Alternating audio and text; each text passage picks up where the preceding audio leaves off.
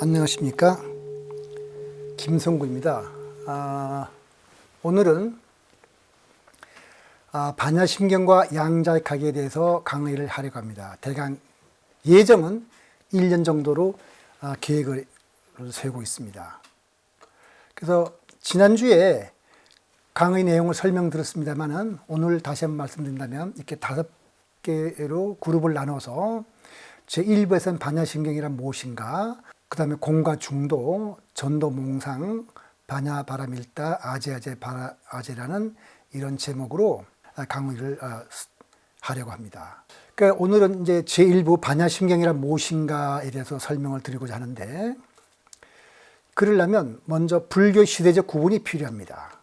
왜 그러냐면은 한마디로 불교로 가지만은 북방 대승불교와 밀교, 남방 상자부 불교는 그 교리와 수행법이 경전이 크게 다릅니다. 그래서 북방의 대승불교라면은 거기에 한국, 중국, 일본, 베트남 이렇게 말씀드릴 수 있겠고, 남방 상자부 불교라면 스리랑카, 미얀마, 태국, 라오스, 캄보디아, 밀교라면 티베트, 몽골, 부탄, 네팔은 힌두교의 국가이긴 하지만 거기서 불교가 있는데 그래도 거기 불교는 티베트 불교이기 때문에 이렇게 꼽을 수 있습니다. 그래서 지도를 보면은 여기에 그 분홍색이 전부 다 베트남에서부터 중국, 한국, 일본으로 이어진 것이 대승불교고, 초록색이 밀교고, 파란색이 소위 남방 상자부 불교입니다.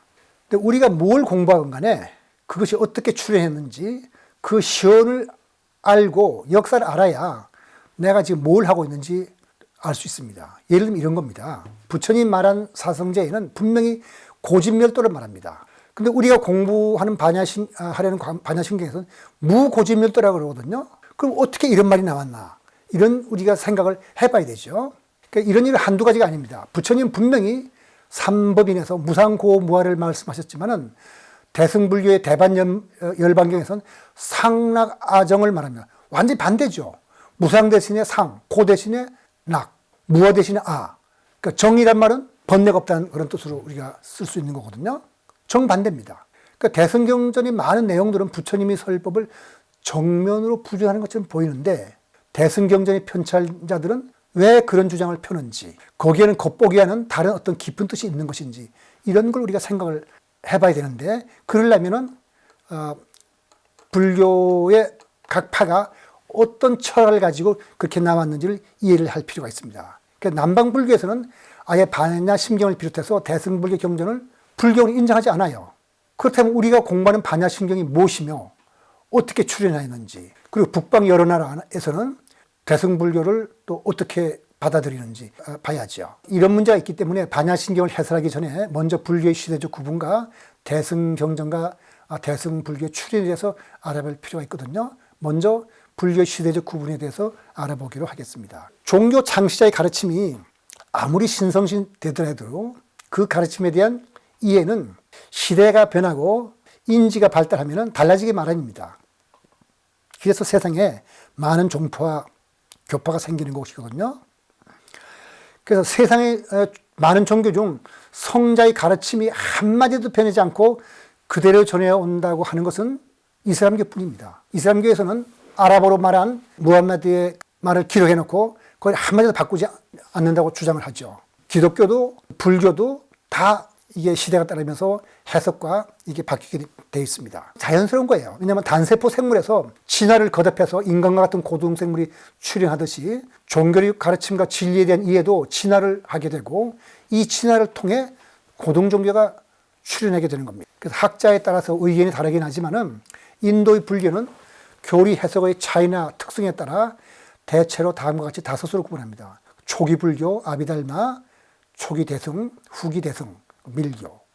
물론 아비달마는 남방 불교에서는 빨리를 사용해서 아비담마라 부릅니다.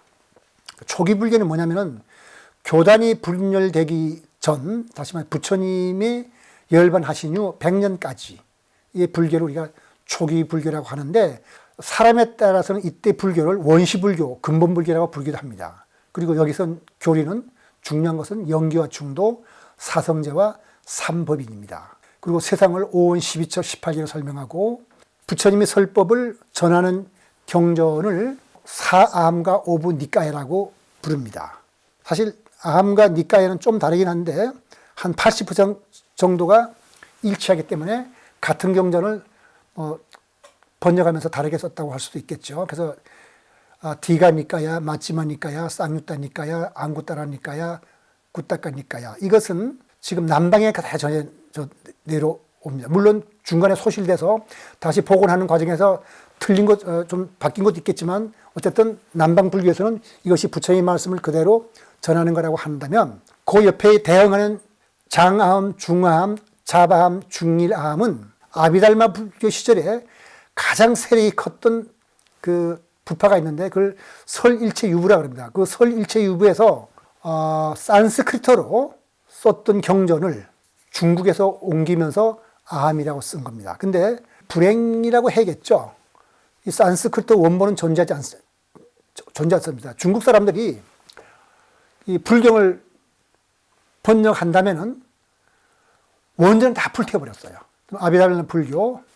이것을 왜 아비달마라 불렀냐, 아비담마라 그러지 않고 아비달마라고 부르려냐면은 이 당시 가장 세력이 컸던 설일체유부가 산스크리트어로 기술했기 때문에 그 산스크리트어를 따라서 그냥 아비달마 불교라고 불렀는데 이것은 부처님 인멸 후 백년경 인도에서 교단은 보수적인 상자부와 진보적인 대중부로 분열되고 이후 20개의 부파로 분열돼서 기원 후 1200년까지 존속한, 여기에 CE와 BCE란 말이 나오죠. 이건 뭐냐면은 우리가 보통 말하는 BC와 AD와 똑같아요. 같은데 종교학에서 새로 명칭을 만들었어요. 그게 커먼 에러다. 공통기원해서 CE, 커먼 에러. 그러니까 그 BC는 Before Common Era. 그러니까 우리가 보통 말하는 BC와 BC는 같은 거고 AD와 CE가 같은 거가 되겠습니다. 참고로 말씀드리려면 그 석가모니 부처님의 생물연대는 아직까지 불분명합니다. 그러니까 주류 역사가들은 대개 기원전 563년 무렵에 태어나서 기원전 483년 무렵에 열반에 들었다고 생각하는데 불교에서는 부처님의 탄생과 열반을 기원전 642년 태어나셨다가 544년에 열반하신 거로 보고 있습니다. 그 이유는 뭐냐면은 각 부파마다, 각 나라마다 부처님의 열반 연대와 탄생 연대가 다르기 때문에 1954년부터 1956년에 미얀마에서 그 모든 불교인들이 모인 6차 결집이 있었습니다. 그 결집에서 1956년을 불기 2000년으로 정하자고 약속을 했습니다. 그게 약속을 정하니까 1956년이 부처님이 열반하신 주 2500년이 된 후다고 했으니까 부처님이 544년에 열반하신 거가 되죠. 그리고 부처님은 80년 계신 건 분명하니까 624년에 탄생하시는 거로 그냥 정한 겁니다.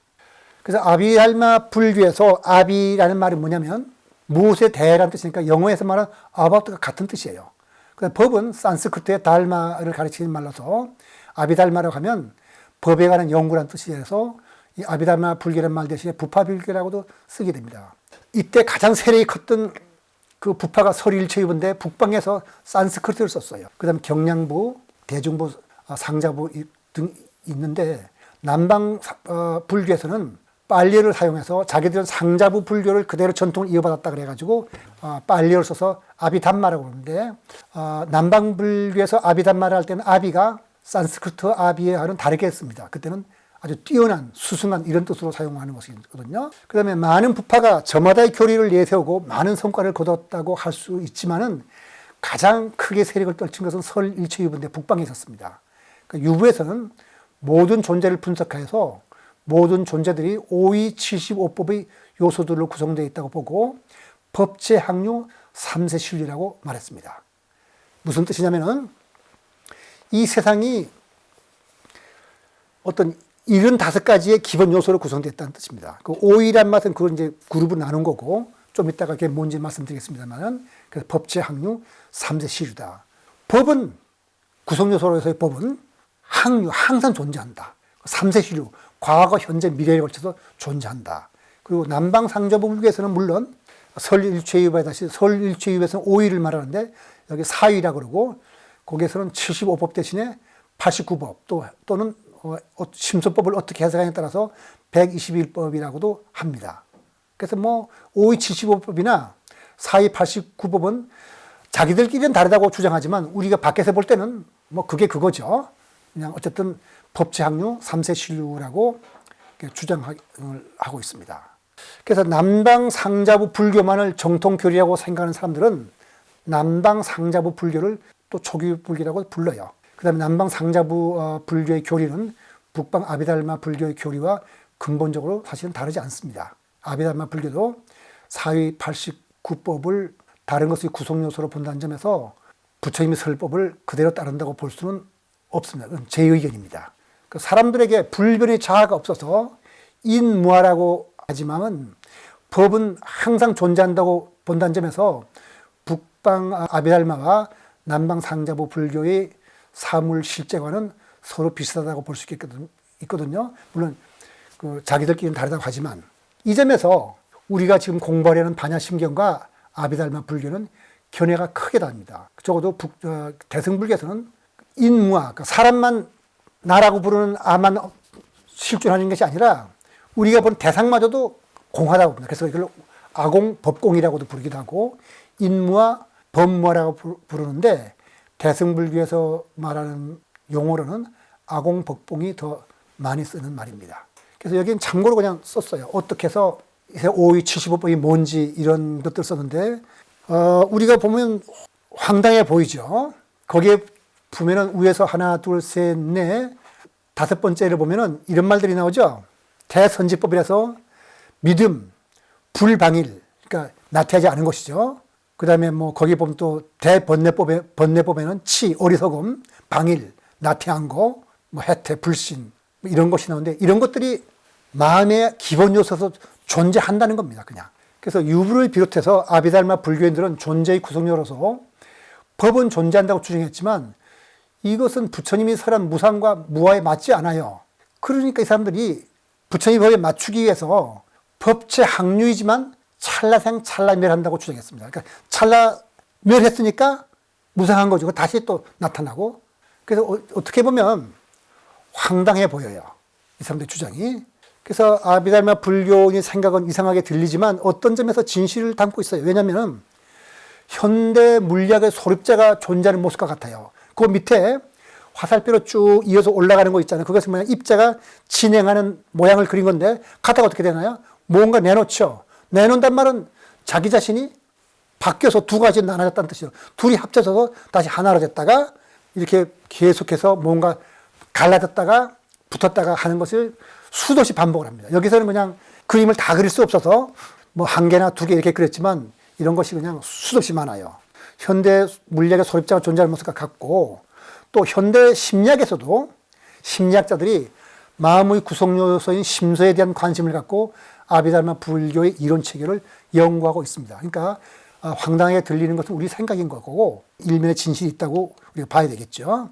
문제점이 없는 것은 아니죠. 이 문제점이라는 것은 대승불 입장에서 하는 말입니다. 문제점이 없는 것은 아니지만 아비달마 불교는 법의 연구에서 훌륭한 교학 체계를 이룩하는 데 성공했습니다. 기원 후 대개 400년 무렵에 활동했던 세친이라는 사람이 이 아비달마 불교를 정리해서 아비달마 구사론이라는 책을 썼는데 이거 유부의 이론을 바탕으로서 아비달마 불교 이론을 정리한 건데 아주 정리가 잘 되어 있습니다. 근데 문제점이 있는데 무슨 뜻이냐면은 아비달마의 교학 체계가 아무리 훌륭하다 하더라도 그 내용이 워낙 방대하고 난해했기 때문에 일반 대중이 접근하기는 어려웠습니다. 근데 지금은 제가 세친의 구사론을 말씀드렸습니다만은 사실은 세친의 구사론에 나왔을 때 설일체의부에서는 그건 우리 학설을 해설한 걸 하지만은 그것이 아니다라는 뜻에서 자기들은 대비바사론이라는 엄청나게 긴 또 논설을 써냈거든요. 그걸 일반 대중이 읽는다는 건 불가능합니다.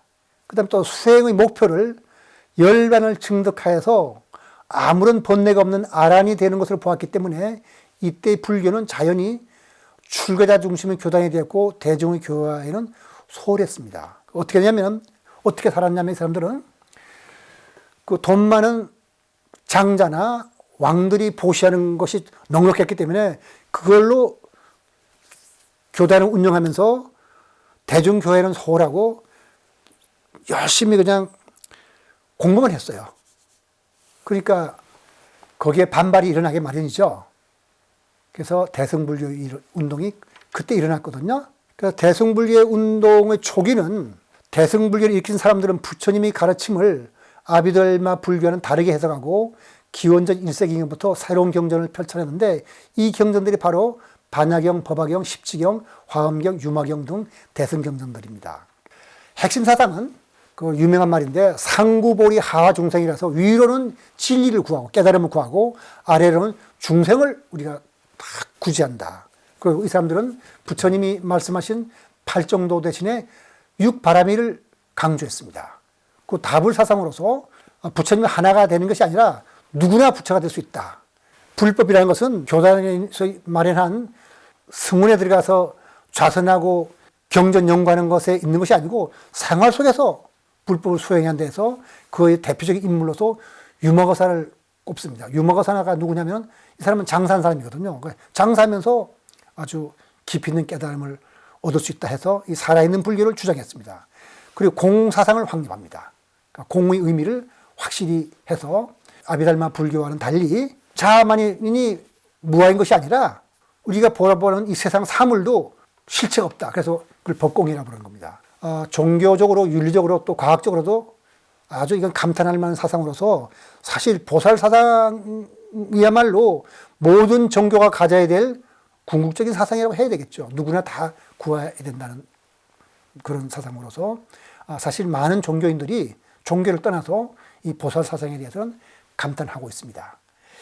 그 다음에 다른 한편으로 그 불보살의 신격화도 일어났습니다. 부처님은 자기 자신을 신격화시키지 말라 그랬지만은 대승불교에서 오면은 부처님이나 보살을 신처럼 받들면서 거기에 대해서 기도도 하고 그러는 거죠. 그런 신격화 운동도 대승불교에서 일어난 겁니다. 그리고 대승불교인들은 그 수행자들을 세 그룹으로 나눠서 성문이라 해가지고 부처님의 말씀을 듣고 깨닫는 자라는 그런 뜻으로서 이 사람들은 본래 부처님이 제자를 일컫는 말이었습니다.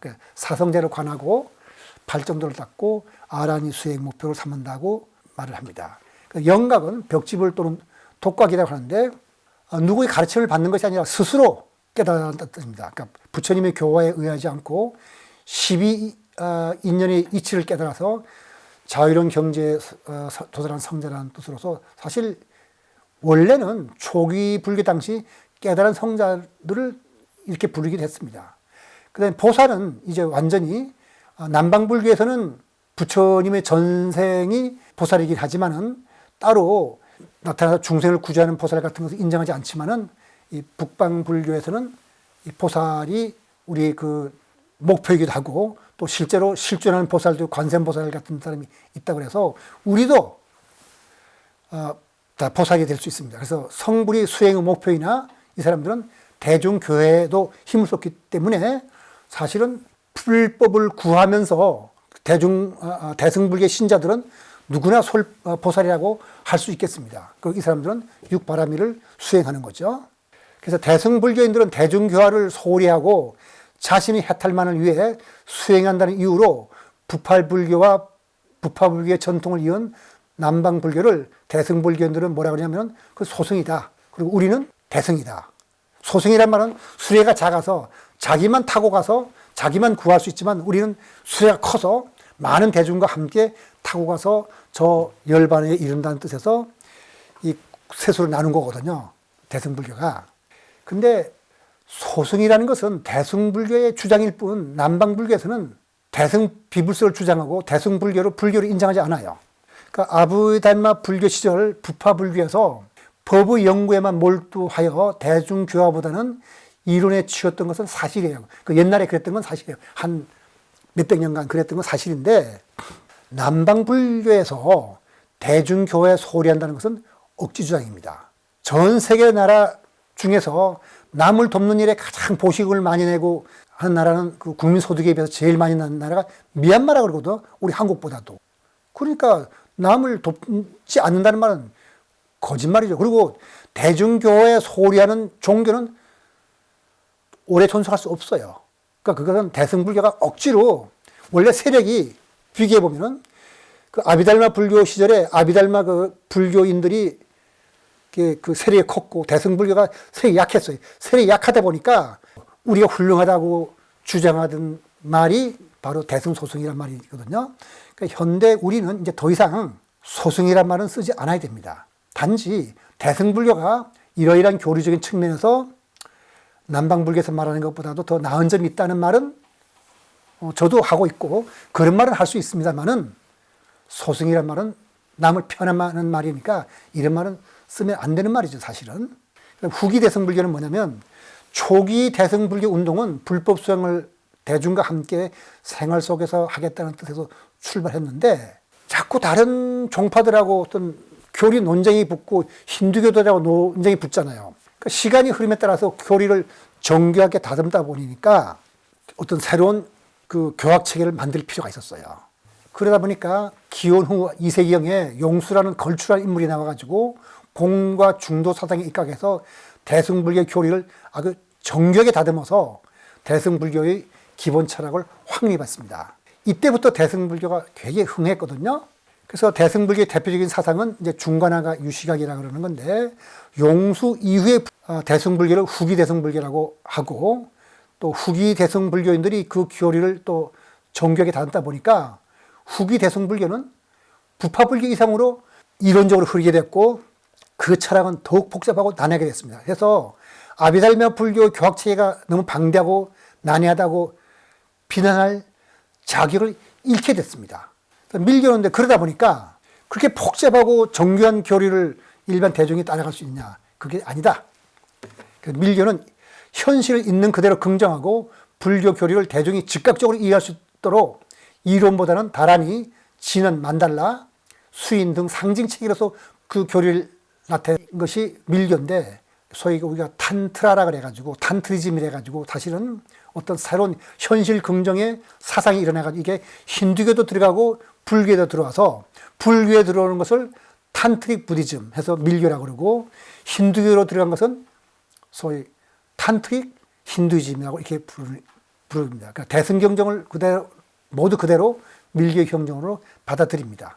그래서 밀교 수행은 신밀, 구밀, 의밀, 삼밀이라고 해서 신밀, 구밀, 의밀 등 중세 삼밀에 대한 불의 가지를 통해 불의 가지란 말은 가필해서 보호하는 거죠. 이게 불과 중생의 일치 속에 해태에 도달하는 방법을 제시합니다. 즉 부처님이 대자비, 가피죠. 그걸 바탕 삼아 중생은 신심으로 신구의 등 삼업을 그 삼밀로 전환시킨다는 것. 우리가 보통 사람들은 말과 몸과 뜻으로서 업을 짓는데 그것을 삼밀로 바꾸는데 삼밀을 어떻게 바꾸느냐면은 몸으로 실체 체득하는 무드라가 뭐냐면 이런 자세들, 이런 여러 가지 이런 몸은 자세들이 있죠. 이런 것들이 바로 무드라이고 그 다음에 구밀이라는 것은 참말 한다는 뜻에서 만트라라고 우리가 말하는데 진언을 외우는 거죠.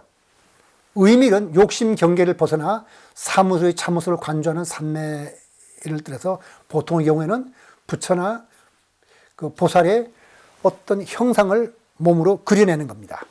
그런 간단한 수행을 통해서 된다 이러는 거죠. 대비불수 논쟁은 대승불교에서 있었거든요. 대승은 부처님의 설법이 아니란 말은 이미 아비달마 불교 시대에도 있었어요. 거의 2000년 동안 이 논쟁이 있었다는 거라고 아시면 돼요. 그러니까 4, 5세기에 활동해서 세치는 대승경전이 부처님의 진설이 아니라면 각 부파가 소장하고 있는 경전도 부처님의 진설이 아니라고 논박했습니다. 왜냐하면 각 부파가 구전되고 있는 부처님의 말씀을 머리로 기억해서 말로 전하다가 글로 쓰면서 자기들 교리에 맞게 좀 바꿨으니까 그것도 아니지 않냐. 대승불교도 그런 거나 마찬가지다. 이렇게 주장을 한 거죠. 그 다음에 그 18세기에 일본에 도미나가 나카모토라는 아주 또 걸출한 인물이 있었는데 이 사람은 굉장히 가난하고 일하던 사람인데 능력이 있었는지 깨달아가지고 그 대승불교는 부처님의 설법이 아니다 이런 주장이 있었습니다. 그 다음에 우리나라에서도 2009년 니까야는 부처님의 진설이라는 문제가 나오자 과연 그러냐 해서 학자들과 스님 사이에 대논쟁이 있었습니다. 대승경전이 부처님의 진설이 아니라면 같은 이유로 니까야도 진설일 수도 없다는 주장이 상당수 학자들의 지지를 얻었지만 이 논쟁이 아직 끝난 것은 아닙니다. 아직도 불씨로 잠재되어 있어요. 그래서 대승경전의 출처에 대해서는 여러 설이 있어요.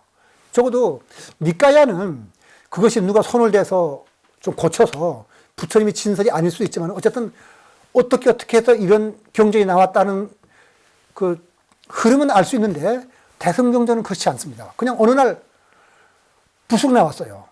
그 출처는 모르지만 그 내용을 과학적으로 검토해보면 대승불교의 교설이 아비담마 불교의 전통을 그대로 계승하고 있는 남방 상자부 불교의 교설보다 더 체계적이고 일관성 있게 정리했다고 말씀드렸습니다. 왜 그런지는 이제 앞으로 강의를 통해서 설명을 드리겠습니다만은 일단 간단하고 하나 가지고 더 많은 것을 설명하셨다면 그걸 우리가 우수한 이론이라고 그러는 거거든요. 그런 뜻에서 제가 이렇게 말씀드립니다. 특히 반야신경의 내용은 양자역학적 내용과 놀랄 만큼 닮았다고 볼 수도 있습니다.